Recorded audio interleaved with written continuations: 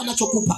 Ni vizuri kumbuka kumrudishia Mungu ili Mungu aendelee kukuona wewe wa maana.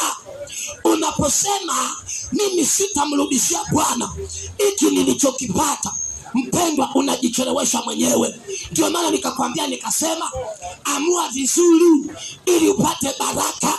Amua vizuri ili Bwana akutendee. Matokeo yako ya kesho ni maamuzi yako ya leo kwa habari ya huyu Mungu. Amini ninakwambia. Unaweza kusema mtumishi wa Mungu unaongea nini asubuhi ya leo?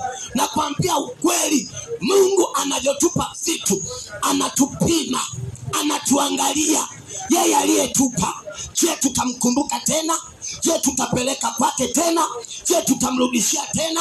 Je, tutamtangulisha Mungu tena katika vitu vyetu, katika fedha zetu? Je, tutamkumbuka yeye?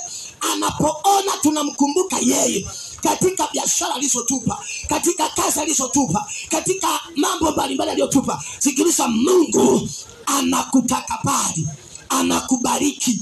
Sikiliza asubuhi ya leo, ujumbe wetu amua vizuri ili Mungu aweze kukubariki. Nimekwambia usiwe baili mpaka kwa Mungu. Mungu ndiye anayekubariki wewe. Unashindwaje kumrudishia? Unashindwaje kumtolea Mungu?